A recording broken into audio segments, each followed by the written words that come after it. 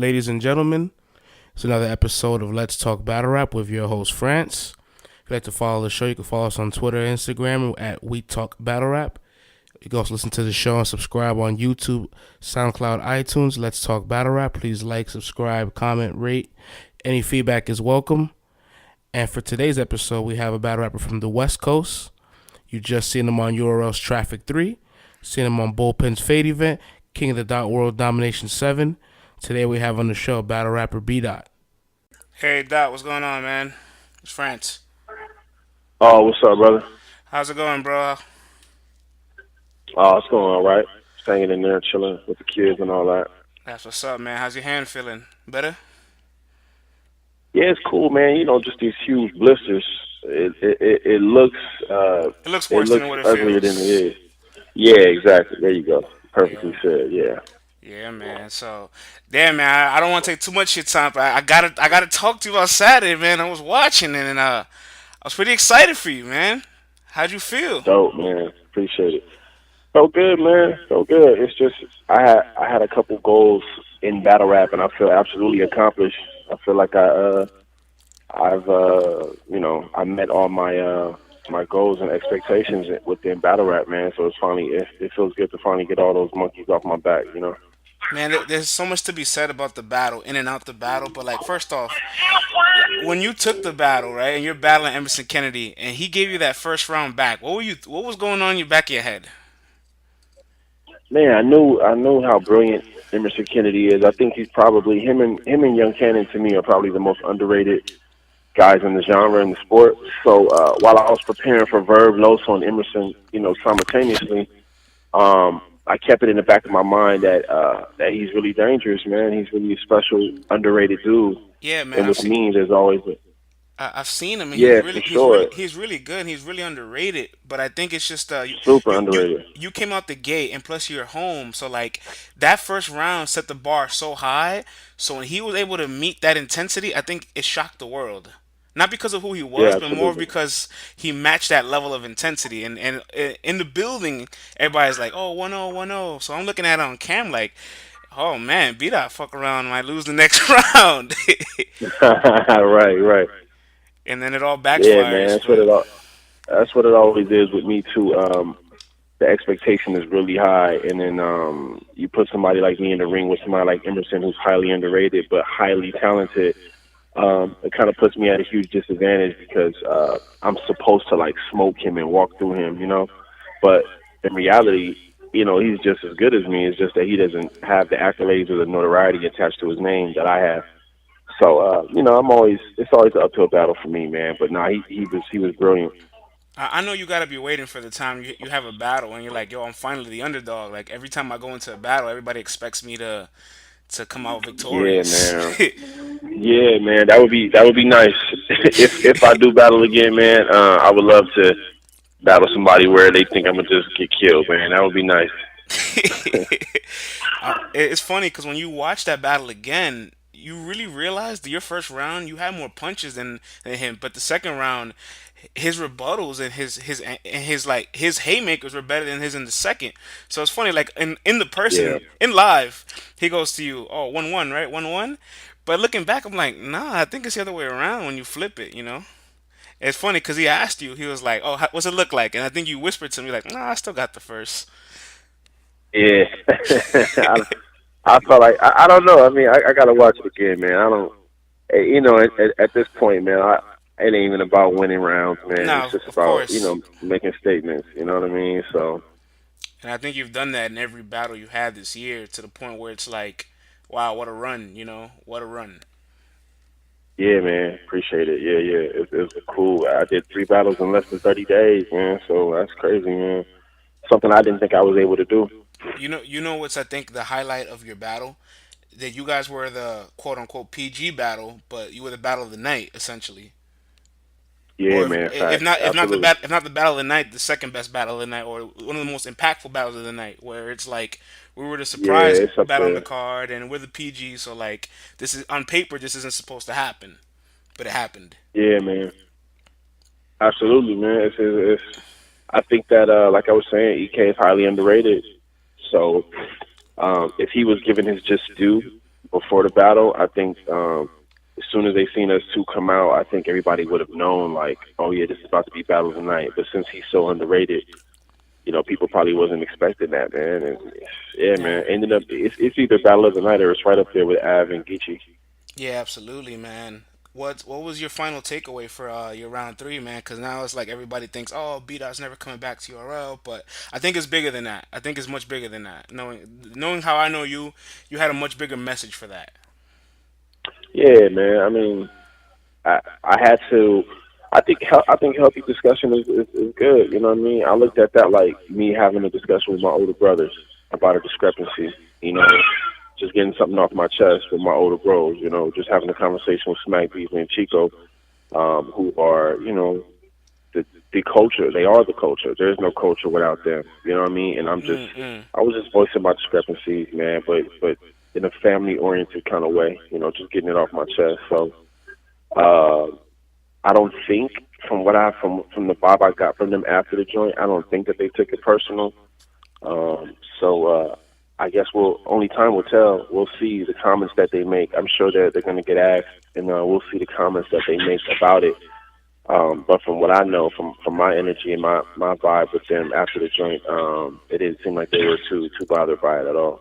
Yeah, man. Midway through the round, you could hear it on the camera on the pay per view. You say to Smack, "Yo, I still love you, bro." Yeah, facts. Facts. Absolutely. What's your motive now? As in the sense of like, wow, like the West Coast is really making moves now with like Dre Vicious, yourself, Geechee Gotti. LA Battlegrounds has an upcoming event, I think in January. So like, LA's making really great moves. How do you feel to Yeah, be man. a part of all that in the midst of it? It's dope, man. It reminds me of the music industry. When gangster rap took over in the late '80s, early '90s, and you had NWA and you had that whole movement. It kind of reminds me of that. I think that we just, time allows everyone to have their movement and their time to shine. And right now, it's just West Coast time to shine, man. I'm just, happy I could play a part in it.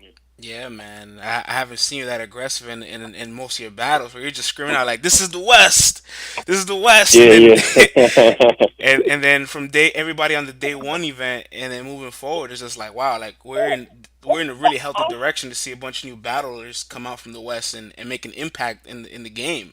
And everybody comes to Yeah, substance. Like everybody's not just punch, punch, punch. Like they have their own personality and story behind it. You know. right. No, absolutely. Absolutely, bro. It's our time, man. Our experience is different. Not to act like we're better than anyone, but in terms of our experience, man, in Los Angeles and Los Angeles County, the gang life and the street life, our experience is different. So I think that we can add to the culture. We can add some substance to the culture that's been missing. So I think it's our time, man, for sure. Yeah, I think so too, man. What you think of Geechee Gotti's performance, man? Give me some details on that. He did really good too. Amazing, man. Amazing. I was wondering if Geechee had the whole package, if he was ever going to show everybody that he had the whole package, and I think he did, man. And Av, in my personal opinion, Av is still the most dangerous person in battle rap.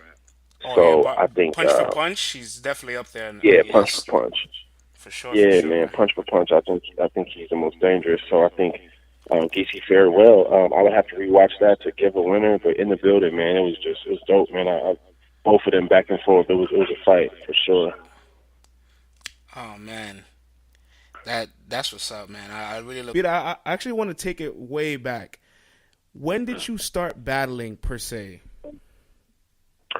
You mean like in a league sense, like professional wise, or just in general? In general. Ah, man, in general, it goes all the way back to junior high days, man. Sixth, seventh grade, lunchtime, by the lunch tables, oh, such and such can rap. I heard you can rap. Y'all should battle. That kind of deal, man. So yeah, back to the mid '90s, 94, 95, 96, around that time. Yeah, man, absolutely. Because it's funny when a lot of people say, "Oh, this is up and coming rapper named Bdot," and I look back because I was a real pioneer of the battle rap era. Yeah. I seen a battle of yours. I think about maybe 2009, 2008 against Rockstar. I'm, Yeah, I'm yeah, yeah, out yeah. out in your area, outside, outdoors. So Right. like in Yep. in those times, I've always heard that like battle rapping, just like in the West Coast, in the South, and all these other states, was just like New York, because there's just no cameras out there. So you were out here Mhm. battling. Take us through the process of when you battled Rockstar, and then you transitioned into your first battle in the league, which was in Daily Duels.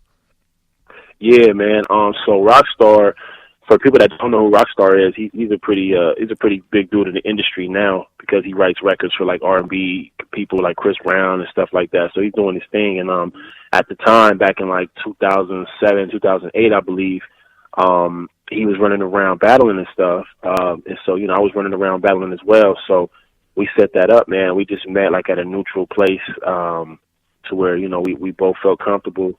And yeah, we just got it on, man, and just one of my buddies had the held hand camcorder and all that, and yeah, me and Rockstar battled it out, man. It was pretty dope.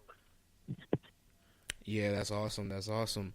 How did you get into the more professional, modern era of battle rap in the league you first started in Daily Duels with the battle rapper Oh Know It yeah, All? yeah, with Know It All. Yeah, so how that went about is a friend of mine named Young Baca, Jeffrey Baca. He's a club promoter now. He puts on events and stuff like that. At the time, he was running a website. He came to the studio to interview me about some of my music and stuff, and he brought Know It All with him.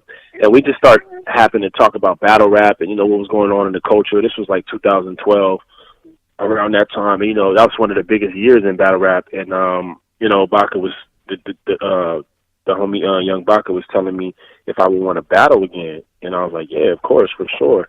And Know It All was there, so we kind of chopped it up. And Know It All was like, look, we could battle on my league that I'm helping to run and organize called Daily Duels. And I said, okay, cool, let's do it, man. It was kind of just went like that. I always wanted to get back in it. I just didn't have any type of plug or resources. So when they came through, like I was already ready to get back in it. So yeah, we made that happen. I think we battled like at the end of 2013, or I forgot. I think it was December 2013, if I'm correct. Yeah, I remember the battle was late 2013. So it's interesting, like Yeah, when you were battling in the streets, and then you finally battled on the league. What exactly was yeah. your goal? Like at the beginning of battling, were you like, okay, I see battling is starting to take off, and I've been doing it for a long time. I can be like one of these guys, or there's money to make. I can promote my brand, because at the beginning of battle rap, everybody wanted to start promoting themselves as an artist. Yeah. And since you have a very different style, what exactly was your goal when you first started battling? Man, just to get busy, man. I guess just to prove that just the whole MC competitive nature that we have as MCs is just innately in us to want to out rap the next man. So really, just that. I really didn't have any goals per se. I think after the Know It All battle, that's when I went over to LA Battlegrounds and I battled a dude by the name of Fiji Osa, and I think that's when I put a lot of content in there in terms of the conscious perspective. And I think after that, I realized, okay, there's something I could do with this. I could really, really use this platform to get out a message, and as well as compete and contend, But I figured, like, okay, since that went on successful, that I could continue to do that, and that's what I've been doing thus far. Yeah, I've seen the battle with Fiji as well. And then after Fiji, you battle Strict, and then you got the Yeah. opportunity to battle Daylight. But before I get to the Daylight battle, and then the transition in your career, I want to ask, Yeah. what made you change your battle style? Because early when you battled Know It All, you kind of had more of a punch flow. Then you started Yeah. to become more of the conscious battle rapper, and you became more into your wordplay and lyricism. What made you change your style Yeah. in battle rap? Yeah, you know what? So the Know It All battle, obviously that was my first battle uh back. I mean, prior to that was the Rockstar one, and that was in 2007 and 2008, I believe.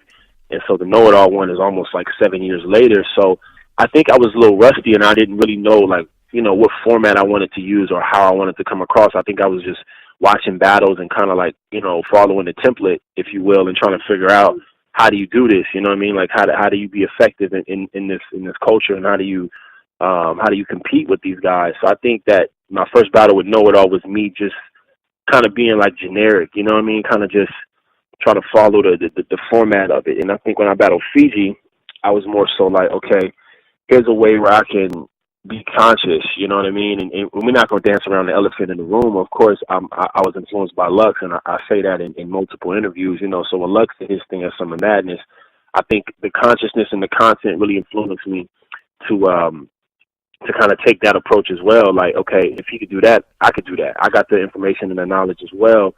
And so, you know, that influenced me, which of course, you know, brought on the, oh, he's a fake Lux, he's the wannabe Lux, that whole deal that came with that.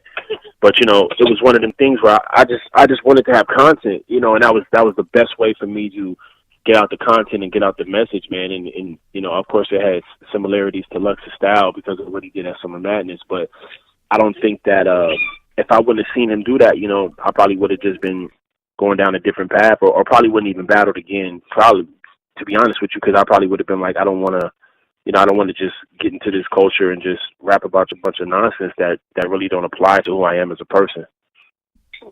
Yeah, absolutely. You know, it's funny. I wasn't gonna really bring up the Lux topic since you brought it up. It's interesting. Some people want to compare your style to Lux.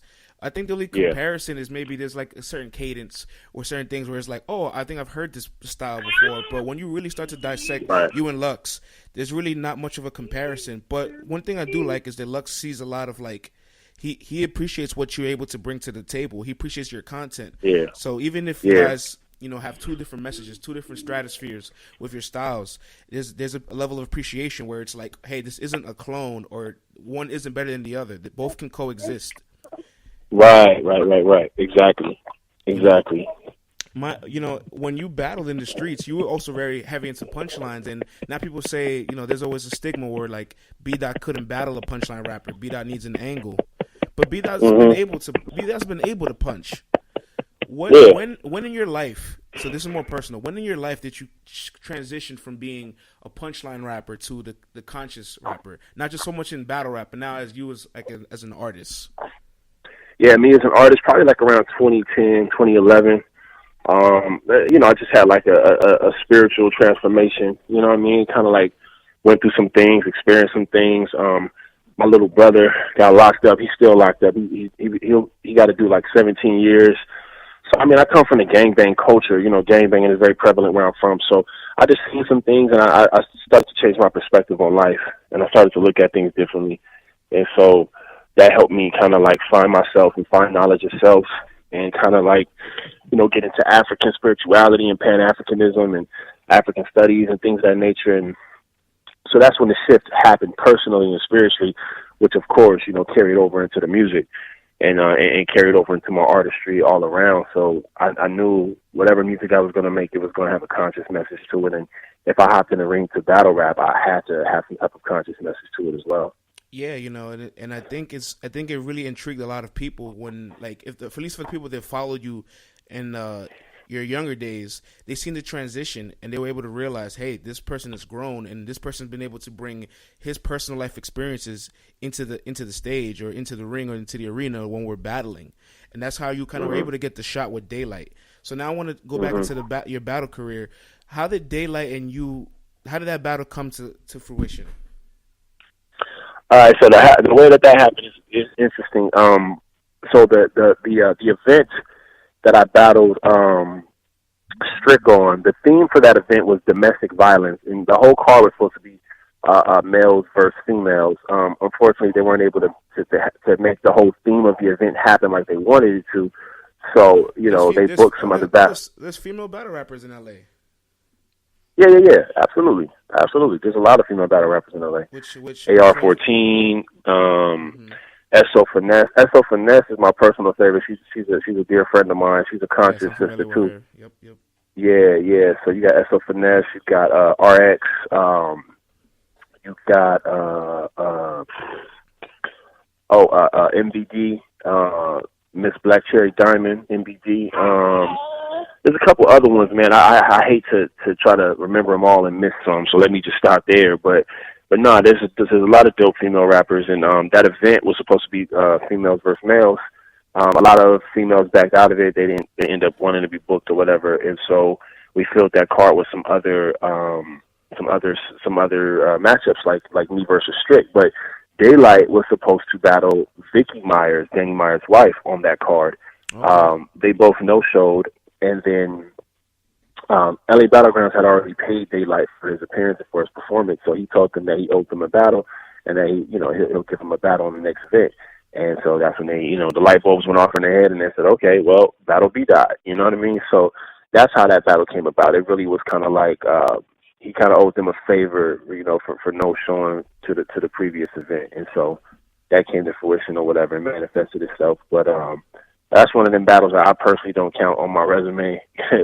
You know what I mean? Because it wasn't even a battle. Daylight was just up there talking, but it definitely helped me get some notoriety and attention because of his name. Absolutely. That's where it kind of a little bit more of the light started to shed on you. And then that's when you had the battle with Danny Myers, where I feel the battle is incredible, but the metrics doesn't live up to the value of the battle. And that's just because of LA Battlegrounds just being a smaller league and not having as much subscribers, and but for the true battle fans, everybody had that battle as one of their battles of the year, if not one of the top 2 or 3 battles of the year. So it's interesting as well to know, you had Danny Myers there, who probably saw your talent and probably knew you from years ago and decided, hey, I'm giving you a shot. And then right. And then from there, I have a question about this battle. Did you know your performance from this battle was going to elevate you to a whole new level in your battle career, where okay, now I'm on King of the Dot. Now fans want me to battle on Smack. Now fans want me to battle here. Fans want me to battle this person. Did you know this performance was going to be this groundbreaking for you? I didn't, man. I didn't. I mean, my sole focus during that, battle and that preparation was just, it's Danny Myers, man. So, he punches heavy back to back. So I knew that I had to be at my fullest potential in terms of what I do. So I knew my angles and my approach had to be on point, to contend with what he does well. So if he's going to punch and go back to back, I need to angle and do what I do at my optimal level. So I was more so just, in fear of Danny's ability and respecting his ability. And that's what pushed me to be at my greatest and, probably my greatest battle to date and my greatest performance to date. You know what I mean? And then of course my whole little trajectory changed. I skyrocketed, after that. My career went upwards after that, but I didn't necessarily see it coming. I just knew that I had to fight, and I knew it was going to be a tough battle. Yeah, so that's where it always blows my mind where battle rap fans always question your ability to battle battlers that punch heavy, when your biggest career performance came from Danny Myers, who is a back-to-back puncher. And then you moved on to your battle with Cortez, which was really interesting because that showed that you knew how to adapt to the game, where you changed your level of playing field. And more importantly, Cortez, his whole angle in that battle was, you're going to be preaching to me the whole time. You're going to preach. And then your angle kind of came with, I'm going to educate you on what the gang life is like here in LA, what my life was like. What's it like growing up? I'm going to educate you on your roots. And that's where that's where I became the biggest fan of you, where it was okay, wow, now we can really discuss how, African Americans and Latinos are one and the same, but at the same time very different, and there's a lot to learn between the two. And us as minorities is very interesting, where you start to dissect the Black Panthers, and then you start to dissect the Young Lords Party, because the Young Lords had a whole format kind of planned out from the Black Panthers, and you have Afro Puerto Ricans. So it was really interesting concept, where it's I talk about this all the time. Now this is in battle rap. Now we get the chance to see what it's like to put Jose Cha-Cha Jimenez versus Huey Newton. Right, exactly. And I think that's a side of battle rap where it's a lot of fans may be aware of this, but not many are. And now we get to educate everybody. So each battle, you get to educate somebody on something different. Exactly. No, that's the goal, man. And if I can say something insightful and something that makes people go search for knowledge or go Google it or go look it up, man, that to me is the win. I don't really care about the general consensus, whether Bdot wins or loses a battle. I care about if I said something thought-provoking. I care about if I address the real issue that we can, try to address in real time, in real life, that's outside of just the battle. I try to create those type of conversations.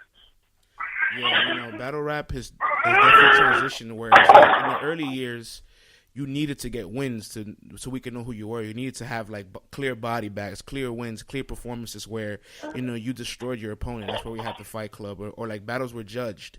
Now that we have the stage, all you need to do is put on the show, and people still want to continue seeing you whether you win or lose, because it's always going to be preference. Someone's gonna like punchlines more than conscious rap, and that's okay. It doesn't mean that conscious rap isn't good, or vice versa. Right. Absolutely. So now we get to fast forward to the current time period of where you're at, which was very interesting because everybody wanted to see how you would pan out against, Verb, and then having a back-to-back battle with Loso. And it was really interesting that you took it back-to-back, because there's great battle rappers that are veterans that don't take back-to-back battles and perform well back-to-back. Were you pressured Were you pressured by taking both these opponents back-to-back? Yeah, it was pressure. I mean, quite honestly, I would not. I probably wouldn't have taken a back-to-back battle if it wasn't Verb. The fact that it was Verb. The fact that it was Verb is what made it. Sorry, man, my son is a handful. No worries. The fact that it was Verb made it like undeniable. Like I couldn't turn down that opportunity. You know what I mean? Like it was just an opportunity that I just couldn't turn down based on our back and forth that we've had in the past and certain things that were said. You know what I mean? I was like, I got to take this battle, man. And it was just one of the things where I already had like a structure and the template of things I wanted to say to him. So I wasn't so much worried about coming up with the material and memorizing it and stuff like that. So, and as far as Loso, I had that material ready and I was already ready to go. You know what I mean? So I didn't look at it like damn, I got to write for both of these guys. It's gonna be a lot of hard work. I already had the Loso battle kind of pretty much down, so I wasn't really tripping on that. And then of course like I just said, the template for Verb I kind of already created. So yeah, absolutely. It was really interesting that like I won't call it your first battle, but like a battle where all the fans is finally having the spotlight on you, where all the fans are like, okay, I want to see Bdot now. You got to battle Averb, who is down the line, who's going to be a legend in our battle rap game when we look back at the history books. Oh, of course, absolutely. So it was. And how did it make you feel to know that the fans almost had you as the favorite in the battle and Verb as the underdog? It must have been.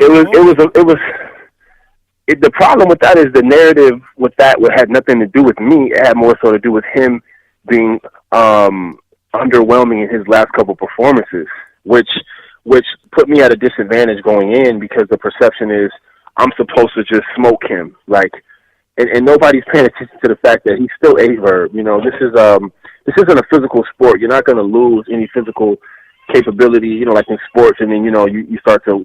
Your skill set starts to wind down. This is just a mental thing and just a passion thing. So with Verb, I just knew it was all about if he had the passion to do it or not. And so I kind of felt like that was unfair to me for people to have me like overwhelmingly winning. I was like, see, now this is that narrative to where if he's even good or a glimpse of his old self, they're going to go crazy for that. So yeah, I'm fighting his legacy. You know what I mean? Like I'm fighting him and his legacy. Because even if he performs halfway decent, it's like, oh, Verb's back. Oh, yeah, go Verb. And then I'm up here, doing what I do, going against that and that whole vibe and that whole aura, you know what I mean? So it was difficult, man. It was definitely difficult. I think that's just part of the sport where it's like when you're on top, you're on top. And then, kind of like boxing where it's like pound for pound, but like maybe in battle rap, bar for bar. Bar for bar. Right. The battle rap world kind of had Bdot on a pedestal where it's like, oh my God, he did really great. Battle of the year 2016, and he's battling Averb during his decline. Averb is peaked already. So, everybody has high expectations, and with expectations can come disappointments. Not saying that you're disappointed. Not saying you're disappointed in the battle. You did great. Career performance. Thank you. Appreciate it. That's definitely where like the sport gets tricky because like you had a great battle with Verb, you had a great battle with Loso. Let's say whoever your next opponent is, you have another phenomenal performance, better than the last two.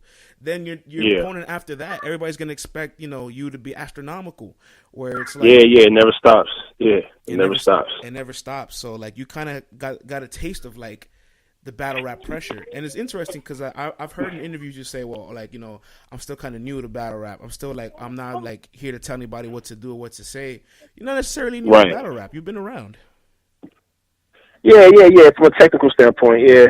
I just try to be humble with the whole approach because, in terms of a lot of these guys, man, got 100 battles and shit, and I'm up here with like, 5 or 6, man, or now I think I got a total of 8 after the Loso joint.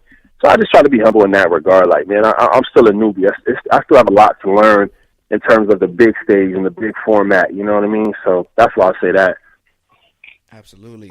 So, like, now we could dissect the Verb battle, which, I copped the live pay-per-view. I saw it live. When I watch battles the first time, I always kind of, like, have notes on the side. I have, like, a little score sheet. Then I dissect the battle a couple times. And I have to say, like, I have to say what was interesting about that performance from you is the time limits, where it's like, I'm 100% sure if you give Bdot another 30 seconds to a minute, the battle looks completely different. But now you have to you have to fight in the element. And even though I thought you lost the battle 2-1 in a small edge, what was most interesting to me is that the round you won was probably Verb's best round. So it lets me know, like, okay, he has the capability to really take somebody out when he's at his full peak, Yeah, man. Yeah. That's interesting you said that. I agree.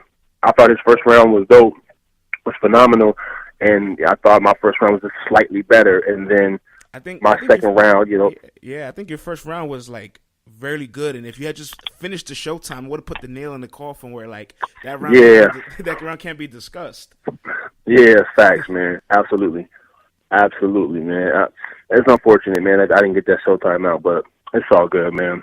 So, no, I agree with you, though. I could definitely understand you having him 2-1, man.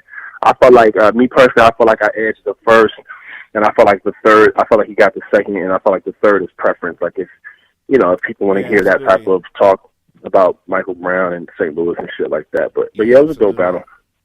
Absolutely. The third round definitely could go either way, too. And I think what would have helped you really close out the third round is just that when you put the end of your third round with, you told Verb, that's how you talk to your conscious. Like, you were speeding up throughout the whole round in round 1 and 2 because you're trying to conceal the time limit.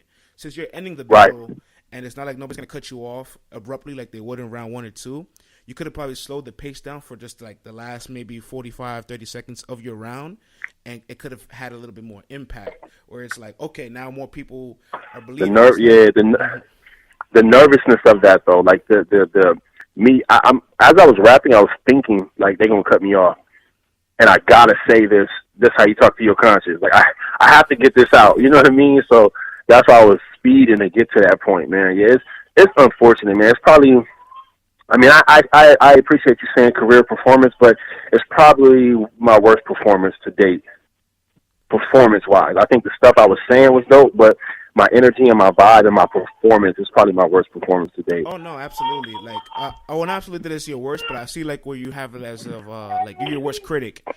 We are our own worst critics, especially battle rappers. Like, this performances that we love as fans, as journalists, or as media, and then the battle rapper hates or dislikes or says, I could have did better. That's not my best. I know that wasn't my best.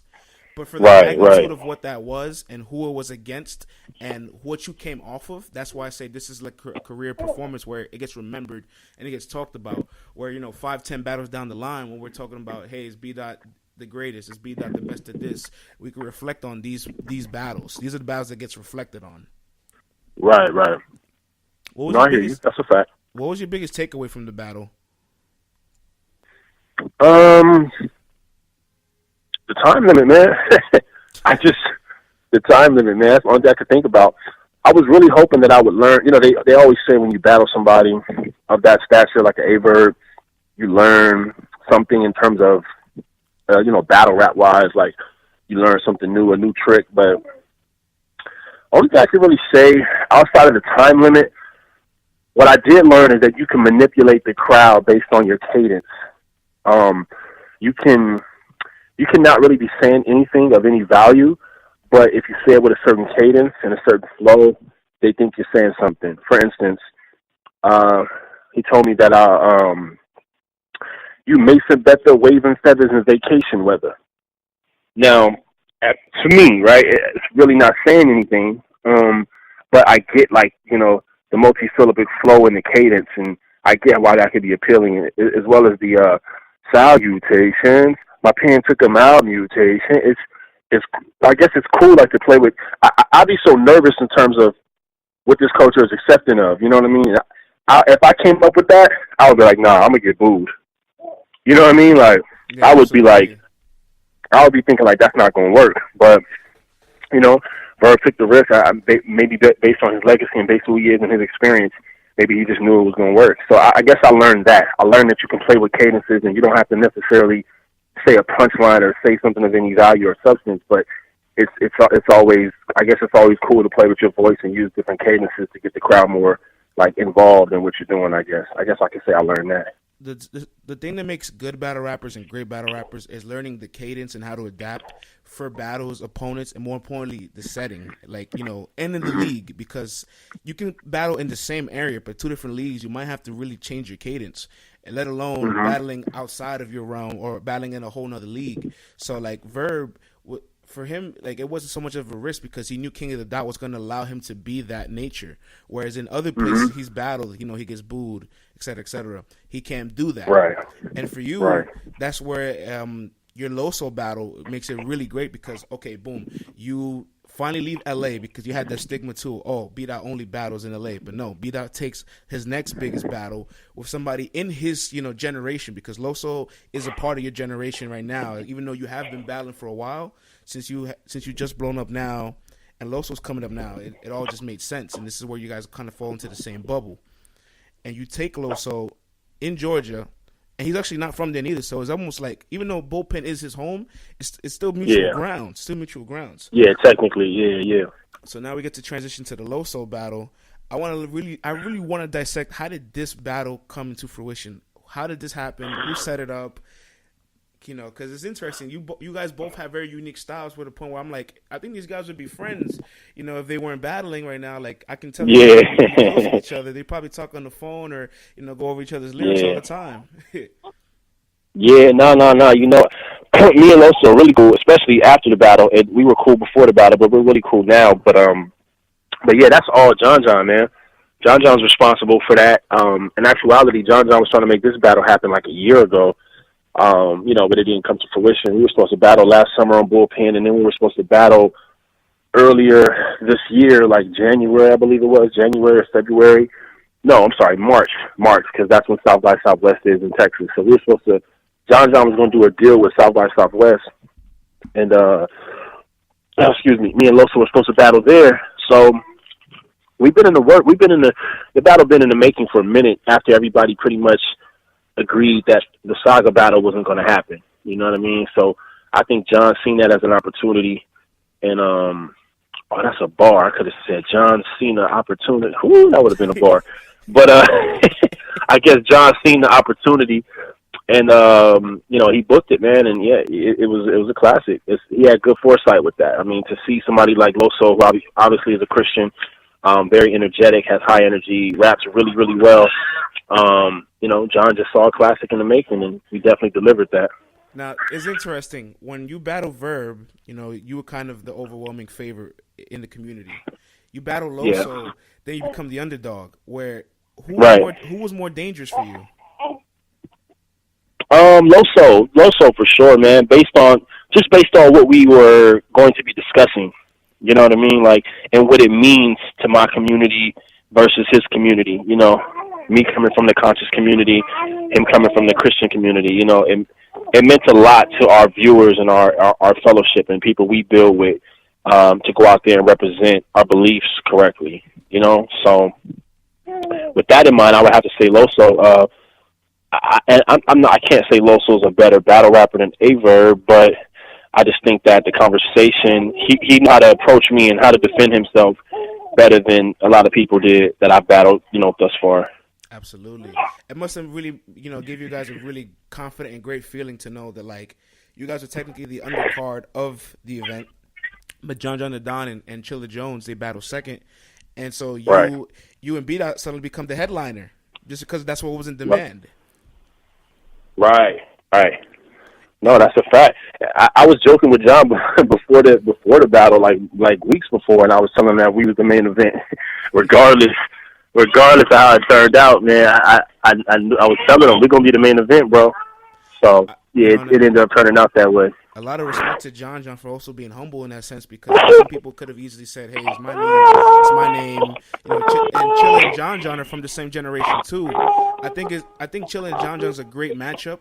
Maybe a little past his prime Yeah. because maybe early 2012, 2013 had their battle then when they were still much more hungry. Now it would have been great. But Chilla Jones is established now, where now he's kind of building his legacy.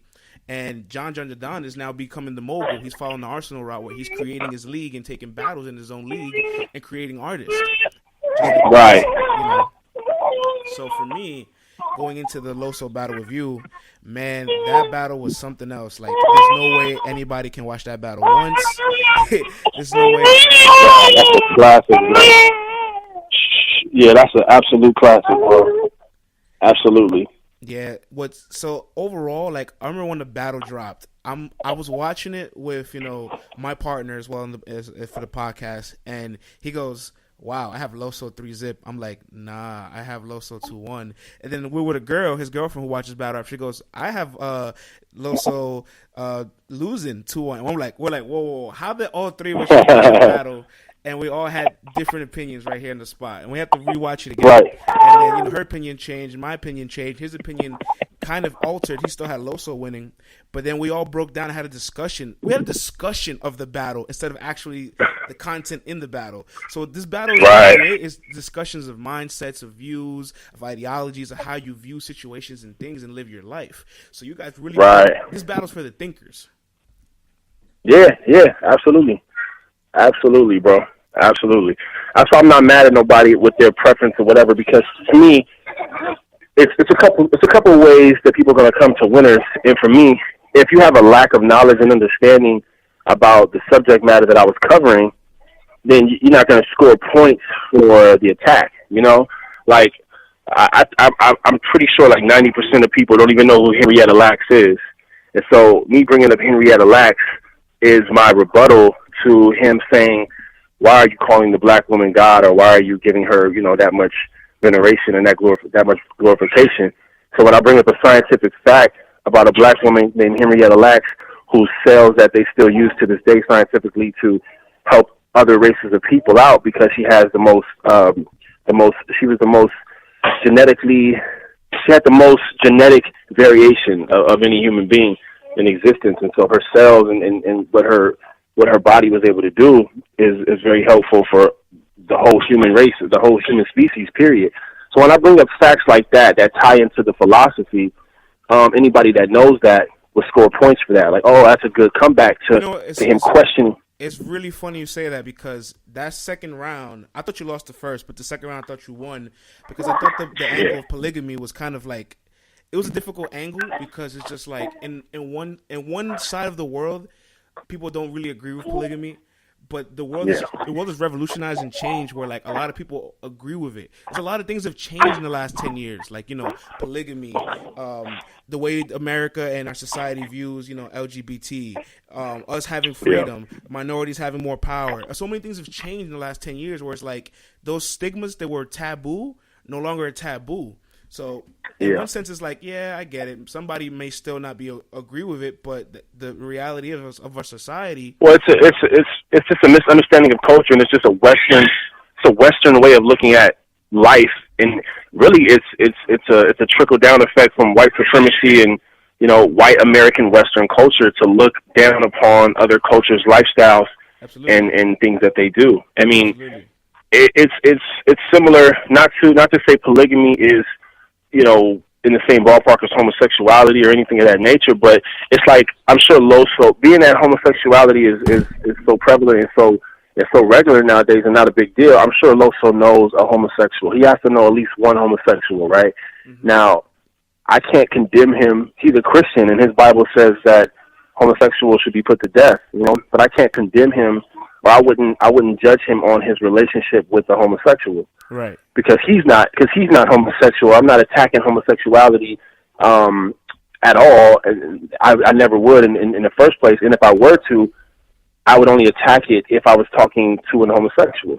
So when we deal with polygamy and my affiliation and my friendship with Brother Polite, it's like I'm monogamous, though. I have one wife, and that's my friend who's a polygamist and has multiple wives that he treats with the utmost respect, and they love the situation they're in. So all in all, for one, it has nothing to do with me, and for two, it's someone's life. yeah, for one, it has nothing to do with me, and for two, it's someone's lifestyle that I don't think anybody has a place judging. Like, Yeah, if that's kind of why I felt about that round. I was like, you know what, like there's somebody that might feel this round, they might really be strongly against this, but even if you don't agree with it, you might have to just accept it in a realm where it's like, hey, this person lives this way, I can't judge it. So that round for right, me wasn't as effective as his first or his third, and that's why I gave you round two, for me at least, pretty clearly. It's still a debatable round for others because at the end of the day, it's yeah, a mindset thinkers battle. So however you think and view something yeah, is where you're gonna go. And so right. That's a fact. I liked, but at the same time disliked how long each round was. I know you guys had so much to say to each other, but I felt like sometimes, like when I saw the first round and it was 8 minutes long, I'm like, wow, every round is going to be an angle and they're going to be long. Do you think that can take away from the battle? It depends on how you do it. I don't know, man. Like, you still got to be entertaining. You know what I'm saying? Exactly. I think that his level of, okay, so for me, right, like I understand you got him winning, but for me, actually, I have you winning on my second and third watch, but on the first watch, I had him winning 2-1. I had him winning the third, and then as I progressed, I had you winning the second and the third. Okay, cool. I mean, I appreciate that. Either way, like, even if whoever has him winning, my thing is, like, they probably have him winning based on consistent attempts to punch. You know what I mean? Like, his rhyme pattern is to get to a punch like every 2 to 4 bars, whereas my rhyme pattern is to build up and make the punch make the most sense possible, probably like 8 to 12 bars.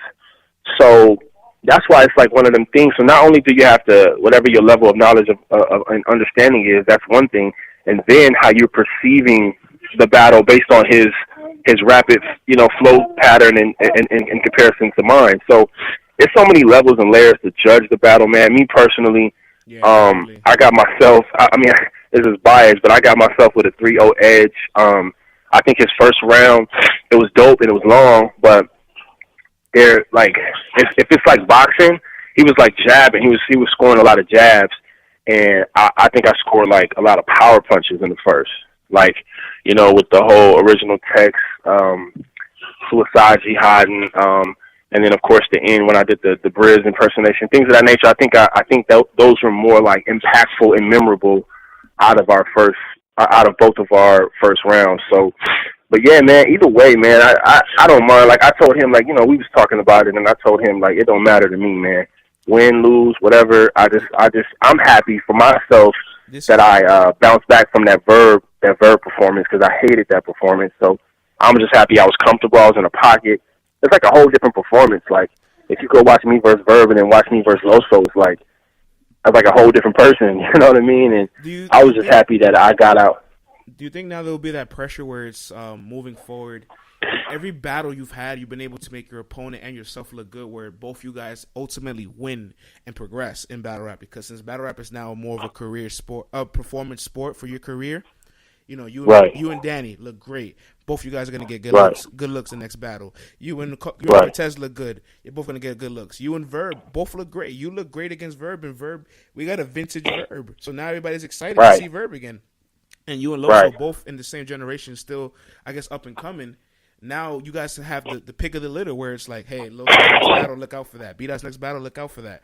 You think that adds pressure to you, where it's like, okay, my next battle, not only do I have to perform, but I have to make sure my opponent matches my intensity, so I can continue like this level of consistency where all my battles have replay value and good content on both ends. Yeah, I think it's inevitable, man. Cause I think I'm the only one in the sport that makes people feel like that. Like, when people get a battle with me booked, and they know they're about to face me, I just feel like they say to themselves, "This guy is going to try to like tear my head off, and he's going to try to kick knowledge, and he might have me on the wrong side of history, where it's a viral clip, and I'm just standing there getting killed." You know what I mean? And he kicking all this knowledge, so I think it makes everybody like step it up all the way. Like, I think me versus Danny was the best Danny Myers. I think me versus Cortez was the best Cortez since him versus Hollowhand. I think me versus Loso was the best Loso, and obviously me versus Verb was one of the better Verbs that we've had in the past couple years. all the way back to probably his Hitman Holla battle, So I think that I put that pressure on the opponent because they know I'm going to come with, like, not only my intensity and the way I rap, but just the information as well.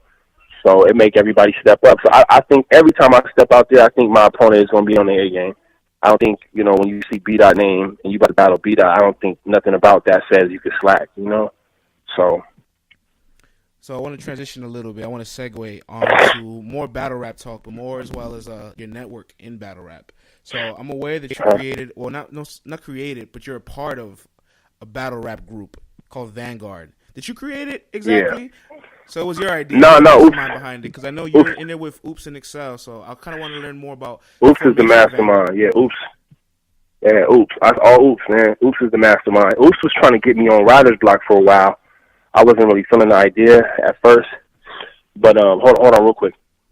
Excuse me, go ahead to sneeze. I wasn't really feeling the idea. Thank you.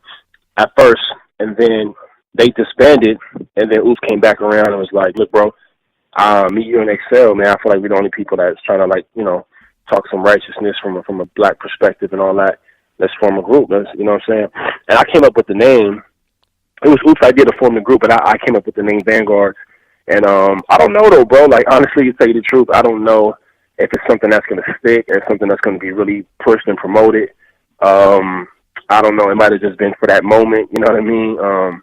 I don't know, bro. We'll see. I haven't talked to Oops in a while. I talked to Excel, but I don't know, bro. To be honest, it might just be one of them things that was just like a little flash in the pan. You know what I mean? No, absolutely. There's a lot of branding now with so many battle rap groups. With NWX, Writers Block, Team Hami, and the list goes on and on. Where it's like people creating groups, people look out for it, and if now we see Bdot, we have Bdot in a group that he's a part of. He formatted with Oops and Excel. Okay, now we're like, okay, all three of these guys kind of have the same mindset. Now you put a microscope on your partners as well, and then all you guys have a full branding where it's like, hey, book Vanguard for this event, and then all three of you guys start being together on cards, Right. Absolutely. Yep. So this is the question that everybody loves to ask after every battle. People love to ask this question without appreciating what we have so far, but what is next for Bdot? Or what would Bdot like to be next? Like, if you have anybody in mind where it's like, I would love this person to battle. I don't, man. I really don't, man. I like when things manifest themselves organically. It usually happens when somebody kind of jumps out the window and says something disrespectful about me or towards me or whatever. So we'll see, man. I'm sure to come. I'm sure when these two battles drop, somebody gonna be saying something, something crazy and cause some type of contention. Something will manifest itself from that. But other than that, man, looks like you have a lot I'm of chilling, man. You have a lot of patience where the game kind of comes to you. Yeah, I just feel like there's no need. I feel like I guess a lot of these other guys don't have a lot of other stuff going on, perhaps. I don't know. But for me, man, I just find a new independent deal. I'm working on some music, so that's my heart. My heart is to make music, man. So I'm going to focus on that. And if something manifests itself, then, yeah, we could do that if it makes sense, if the platform is right, if the compensation is right, if everything adds up, man, I definitely, will be back in the ring, hopefully sooner than later. So now, moving outside the ring and technically after the battle, what's one thing that kind of influences you outside of battle rap to be the artist that you are right now? Outside of also beyond kind of like your experiences that you described to me earlier, what's a big influence for you and something that you would love to be doing as well, like outside of rap? And I would love to be like a teacher or a professor, man, and do lectures and, go around the country talking at different colleges and college campuses. I just really want African descendants to understand where they come from, understand the culture of their people, the native tongue of their people, the spirituality of their people, and then make the decision. Look at the historicity of our people. Look at what happened to our people. Add it up against what's happening, in modern day and whatever your lifestyle and your, religious beliefs are. Put it up against what our ancestors were doing, and then make the choice instead of just saying, I don't really care about what happened back then. I'm a Christian, I'm a Muslim, I'm whatever, and that's what it is.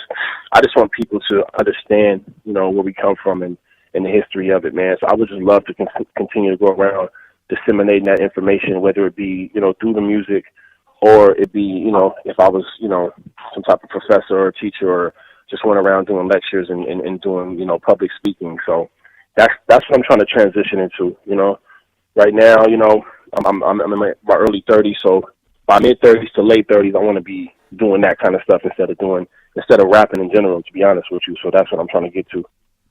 Absolutely, man. So that's great to hear, like, all the influence that you kind of have and how much positivity you want to spread in your community, and how much you want to influence other people, because I think even through your battles and through who you are as an artist and the message that you convey, you have a lot of powerful content to deliver to people, where it's like, okay, this might change my mindset, this might change my view, So I see that you have a lot of admiration for helping people grow, and you yourself have grown. You've grown a long way. You've come a long way from the gun bars in the streets to Absolutely. the face paint in Georgia. So, right. Absolutely, bro. Absolutely. Yeah, man. So I'm definitely gonna wrap this on up. Thank you so much for letting me into your history, letting me into your thought process, and your history of your battle career, your life, your background. So it's been great, man. Absolutely, bro. Appreciate you having me, man. Just let me know how you need me to promote it, or whenever you drop it. I got you, bro. No doubt, no doubt.